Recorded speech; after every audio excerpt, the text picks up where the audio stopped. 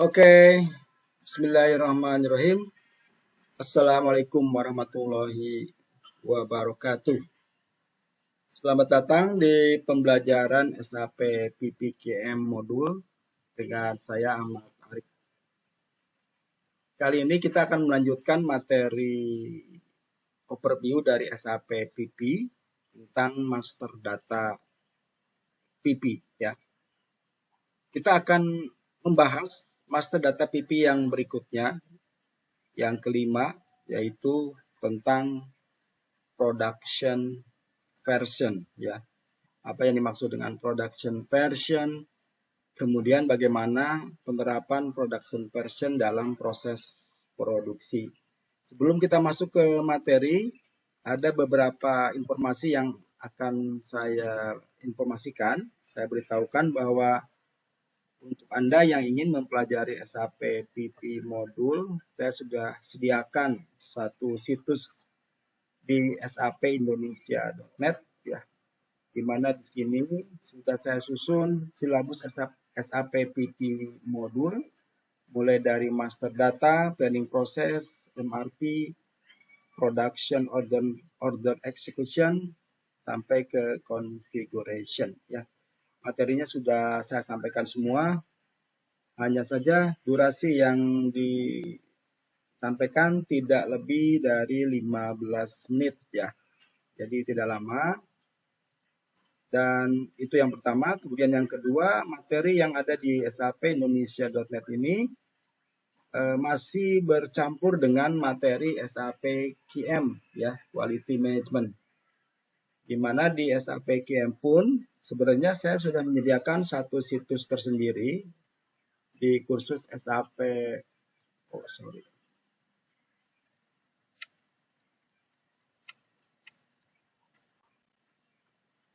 Ya, di kursus sapkm.wordpress.com ya.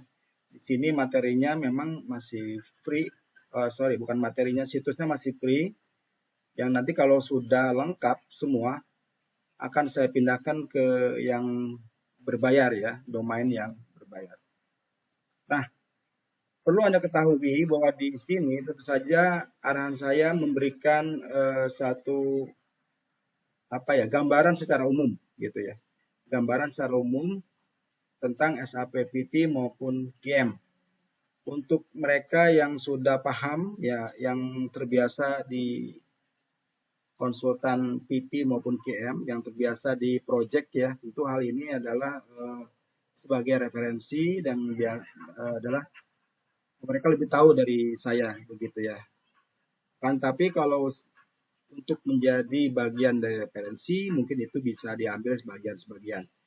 Lain halnya untuk yang power user ataupun power user yang akan meningkatkan menjadi konsultan.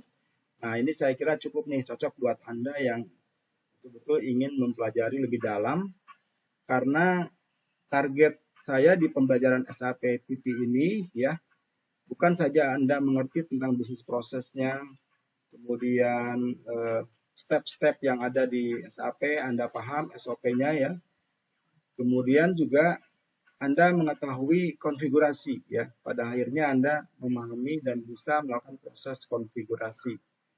Dan saya menggaransikan bahwa konfigurasi ini adalah mudah dilakukan manakala Anda betul-betul memahami fondasi yang ada di master data SAP PP, di production version, di production order execution, di demand management dan seterusnya Anda paham betul sehingga ke konfigurasi akan lebih mudah begitu. Untuk Anda yang memang akan intens ya, tadi untuk yang ingin mempelajari lebih awal dari awal, maksudnya dari awal sampai akhir, di sini saya sudah rangkum beberapa materi tentang SAP PP dari materi pertama sampai ke materi kedua 4 ya. Di sini betul-betul saya mengajarkan secara detail fondasinya, dasarnya, juga pemahaman bisnis proses dan pengalaman ya, pengalaman yang pernah saya pegang di SAP PP. Saya berbagi dengan teman-teman agar betul-betul pemahaman tentang SAP PP ini benar-benar nyata gitu ya. Karena memang kita mempelajari satu sistem itu kalau belum kita praktek itu rasanya agak kurang kena gitu, hanya teori-teori aja. Nah, di sini saya menggabungkan kedua itu antara teori dan praktek di lapangan bagaimana caranya sehingga nanti juga Anda di sini akan diberikan step-step secara lengkap ya. Mulai dari master data, kemudian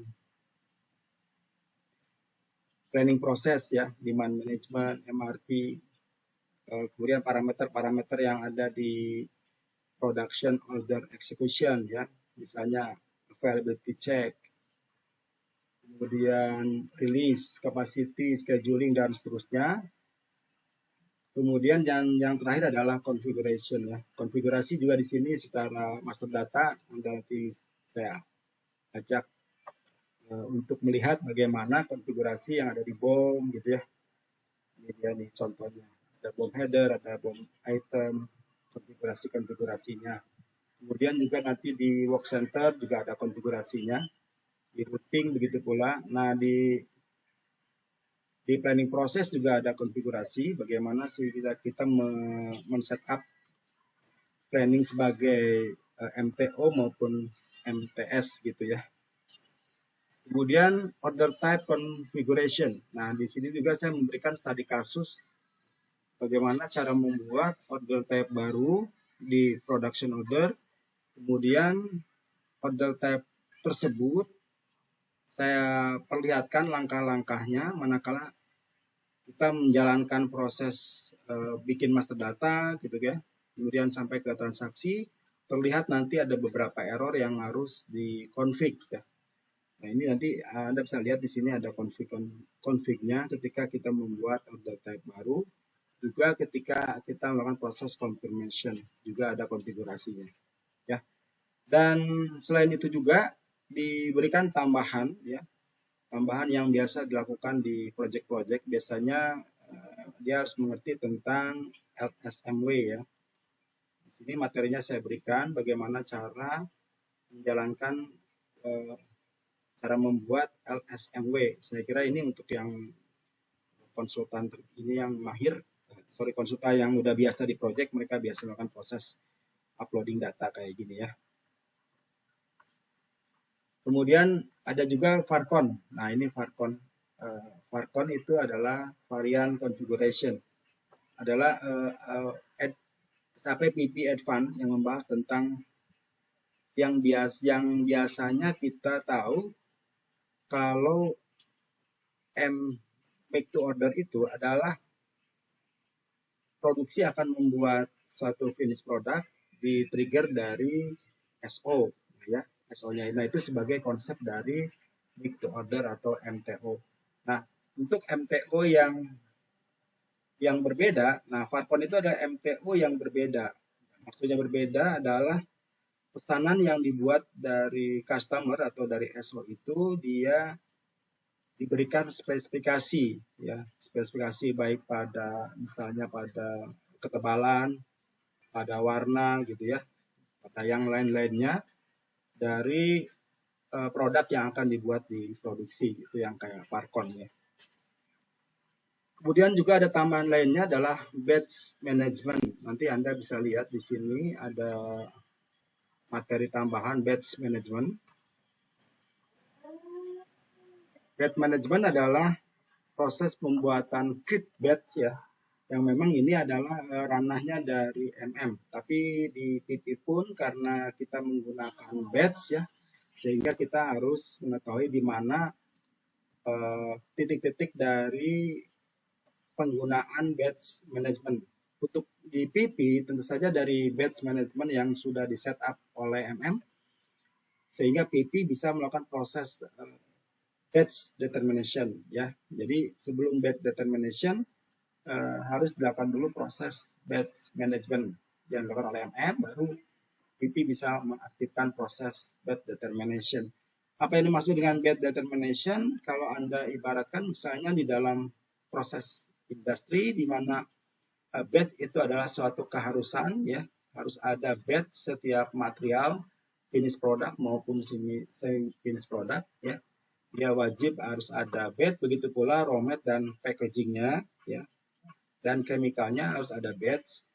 Nah, nanti pada saat pada saat material staging, batch penggunaan pemakaian atau konsum dari material packaging maupun raw mat dan chemical itu, produksi bisa melakukan proses pengambilan secara batch determination. Artinya kita bisa set up penggunaan materialnya itu bisa berdasarkan expired date. Jadi material yang memang harus lebih dulu dikonsum akan kita ambil. Nah, itu bisa kita lakukan proses itu yang dikenal biasa dengan istilah FIFO dan LIFO gitu ya. Nah, itu nanti ada settingnya di date determination. Nah, juga ada pembahasan dari factory calendar. Ya, ini juga penting sekali, krusial sekali, ada di ranahnya PP, manakala setiap tahunnya harus sudah terinisialisasi kalender. Ya. Kalau sekarang misalnya tahun 2021, maka di factory calendar ini Anda harus sudah mengaktifkan tahun tersebut atau lebih ke depan, misalnya sampai tahun 2099 begitu ya, karena memang kalau ini tidak dilakukan maka nanti pada proses issue ya, pada saat proses material staging, maka ini dari MM maupun dari PP akan tidak bisa melakukan proses posting gitu ya. Oke, selain dari materi itu juga nanti ada di sini materi SAP PPI dan PP Others. Ini adalah melengkapi semua proses yang ada di manufacturing ya, di mana saya bisa rangkumkan bahwa proses SAP PP yang ada di manufacturing itu ada 3 ya. Yang pertama adalah discrete manufacturing yang biasa disebut dengan production order ya, terminologinya jangan tertukar. Biasa disebut dengan production order atau CO01, tiketnya itu dalam pembuatan production order. Kemudian yang kedua adalah proses industri ya, SAP PPPI. Nah, ini dia SAP PPPI. Juga ini adalah model sistem manufacturing yang biasa dipakai di proses industri chemical, industri food gitu ya, non food ataupun di obat ya, farmasi gitu. Kemudian yang terakhir adalah SAP PT repetitive manufacturing ya. Itu juga jenis lain. Nah, nanti ada pembahasannya juga. Saya bahas tiga-tiganya ya. Sistem manufacturing itu agar Anda betul-betul tahu semua yang ada di SAP PT itu apa saja gitu ya. Oke. Kemudian ya itu aja informasi yang mungkin perlu Anda ketahui sebagai tambahan ya. Nanti Anda bisa lihat-lihat situsnya seperti apa. Oke, kita sekarang masuk ke materi yaitu tentang production version. Kita lihat secara definisi. Nah, production version menentukan kombinasi BOM dan routing yang mana yang digunakan dalam proses produksi ya. Jadi definisi dari production version itu adalah karena adanya proses kombinasi ya. Adanya proses kombinasi BOM dan routing.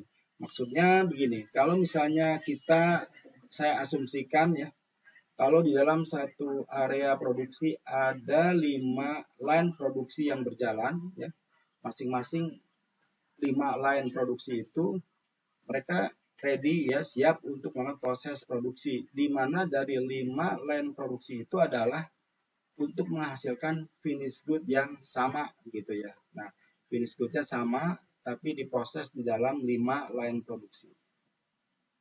Lalu kenapa dibuat 5 line produksi? Nah, caranya di dalam SAP PP kita menggunakan apa yang disebut dengan production version gitu ya.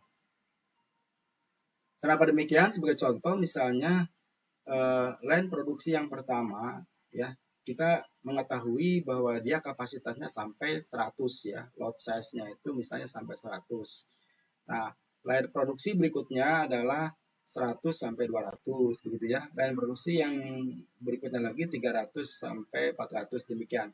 Nah, dari lot size tersebut, maka untuk membedakannya dibuat sebagai production version. Bisa juga karena bomnya, misalnya yang line produksi pertama dia menggunakan alternatif bom 1, sementara line produksi yang kedua menggunakan alternatif bom yang kedua. Yang ketiga mungkin berbeda lagi, alternatif ketiga karena ada new edition misalnya ya, ada edisi yang terbaru. Itu pun bisa dilakukan proses produksi, production version gitu ya. Jadi penggunaan production version itu bisa dilakukan manakala ada kombinasi antara bom dan routing.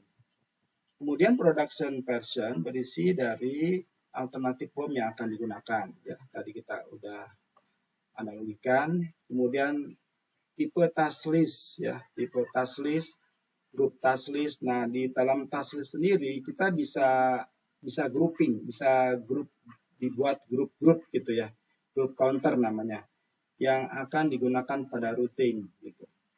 Jadi di dalam production version kita nanti akan pertama menggunakan bom ya. Yang kedua kita bisa menggunakan grup routing yang berbeda. Misalnya kita menciptakan task list atau routing ada 3 gitu ya. Nah, kita bisa memilih-milih routing mana yang dipakai, yang kedua atau yang ketiga. Kenapa dibuat demikian? Yaitu tadi karena di dalam routingnya mungkin ada perbedaan entah prosesnya gitu ya, ada hal yang lain sehingga dibuat grup task list gitu. Kemudian rank load size. Nah, ini juga rank load size yang tadi sudah saya sebutkan. Itu bisa juga menentukan perbedaan antara production version yang satu dengan yang lain. Kemudian storage location dan material komponen ya. Ini pun secara fisikal bisa dibedakan production version. Oke. Nah, ini kalau kita lihat diagram ini, satu finish product ya. Satu finish product dia menghasilkan, kita menciptakan production version 1, production version 2, production version 3. Ini anggaplah ada 3 line produksi untuk membuat satu material yang sama, di mana yang membedakan adalah ini routing 1, routing 2, ini routing 1, tapi ini bomnya beda, lihat bom 1, bom 2, bom 2 gitu ya. Oke, jadi kombinasi bagaimana aja, itu tergantung nanti keputusan dari produksi. Nah, terakhir dari production version adalah proses konsistensi check ya. Di dalam tiketnya production version C223 itu ada nanti proses namanya check ya, di mana check itu akan menentukan konsistensi. Konsistensi artinya adalah penggunaan alternatif bom, penggunaan load size, penggunaan routing itu betul-betul ada nggak, sudah disiapkan belum di dalam master datanya ya. Itu yang dimaksud konsistensi. Kalau dia merah, nah kalau merah berarti ada masalah dengan konsistensi. Bisa saja terjadi crosslink gitu ya, pemakaiannya atau validasinya salah atau tidak ada master datanya. Nah, untuk itu production version karena dia gabungan dari bom dan routing, maka perlu kita melakukan proses cek konsistensi agar nanti di lapangan tidak terjadi crosslink gitu ya. Oke. Nah, yang terakhir adalah locking production version. Maksudnya locking adalah di dalam production version, kalau misalnya tadi di diagram ada 3, kita sudah menciptakan 3 production version, maka kita bisa melakukan proses locking ya, atau unlock gitu. Locking atau unlock. Jadi mana yang aktif dan mana yang tidak aktif ini kita bisa mainkan. Karena itu biasanya disuggest dari tim PPIC ke tim produksi untuk menentukan bahwa ini yang jalan atau mana yang jalan, itu dia akan PP production-nya itu akan disuggest ke tim produksi oleh PPIC. Oke, saya kira production version pengertiannya demikian. Berikut yang ada di diagram dari SAP. Oke, saya kira sederhana ya, begitu aja. Jadi sekali lagi saya bisa simpulkan ada 5 pokok master data yang ada di proses produksi pada umumnya, yaitu material, backbone, work center, routing, dan production person. Oke, saya kira itu dulu yang bisa saya sampaikan. Nanti kita akan lanjut membahas tentang batch tentang karakteristik kelas dan batch management ya. Tadi kita udah singgung bahwa batch management walaupun ini ranahnya MM, tapi dari PT juga harus mengetahui untuk nanti supaya proses bisa berjalan, karena memang batch management dan karakteristik ini dipakai sekali, dipergunakan sekali untuk proses produksi. Oke, saya kira itu dulu. Terima kasih atas perhatiannya. Mohon maaf bila ada kata-kata yang salah, semata-mata itu karena keilmuan saya yang masih banyak kekurangan. Saya Ahmad Arif. Sampai jumpa di video tutorial berikutnya. Assalamualaikum warahmatullahi wabarakatuh.